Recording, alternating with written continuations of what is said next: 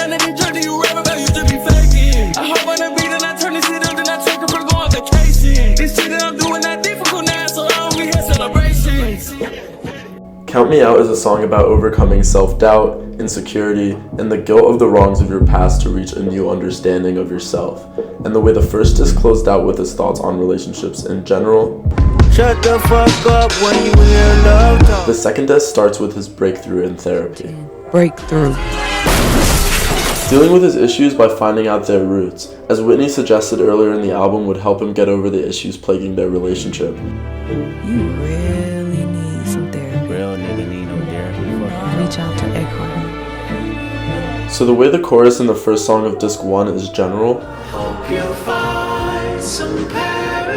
the chorus at the start of Count Me Out in the second disc is more specific to these relationship issues, specifically his infidelity and his sex addiction.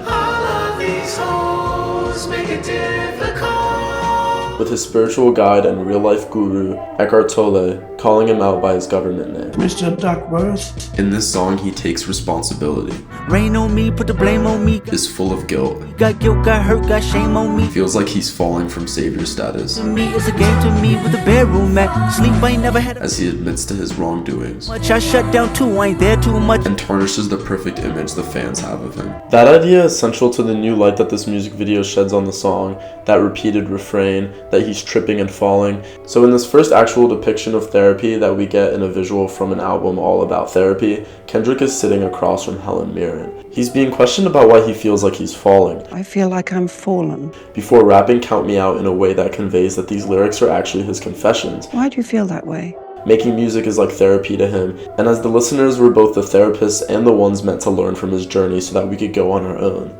Back to this idea of falling, every frame of this video in the middle is like a painting presenting the journey of a fall from grace and the climb back up. He's been put on this pedestal by the culture, been that child marked by that red of trauma, a good kid in a mad city, but with wings, his talent, that took him to new heights, but didn't heal his pain. Then we get scenes highlighting the paradox of his loneliness and influence. So many people around him and listen to him and expect something from him, but nowhere to turn to when he needs help. We then get a glimpse into the shame that led to the fall from grace, the women that he used as distractions. But as he's often been able to do to cope, the guilt is quickly brushed off when remembering his accolades, the magazine covers, and his status as a rapper among literal goats. Then we get right back into the frustration and fall off of his mistakes, road rage, this woman who could represent Whitney breaking down in the bathroom, the door closing on Kendrick when he tries to go back into his home after he messed up his marriage, but him still having influence over the masses.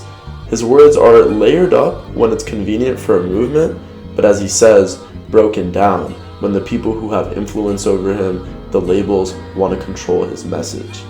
I love this scene when he says his reality is carved in lies. He's clearly tripped and fallen, and this version of him is his true state, but this edited version of him still on a stage is what's presented to the world at all times. Even at his lowest, he's still expected to entertain and be a prophet for us.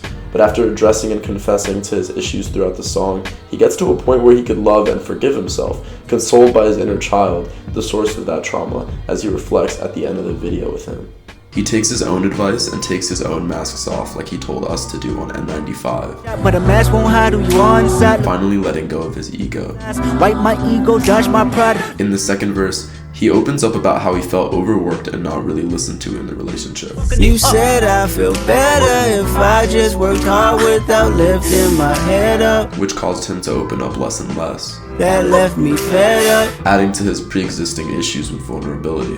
Men should never show feelings, being sensitive never helped. But in his emotional and powerful outro, he takes on Whitney's perspective. Miss regrets, I believe that you done me wrong. Interpolating Cole Porter's Miss Otis regrets. When Cole Porter writes the words of music, they stay written and remembered and played. Which is about a woman who murdered her lover for being unfaithful. Miss Otis regrets she's unable to lunch today.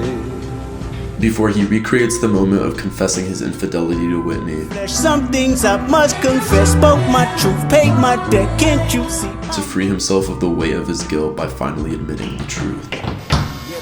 so my boys gonna trap today. When you get money every day like Saturday. Niggas lying, yeah, he stuck with a cap and fit. Niggas ratting, they get hit with the method. This my, I don't even know what happened to. Grandma in the kitchen still singing happy days. I just bought the G6, I'm in my happy place. She was tripping, had to ask her what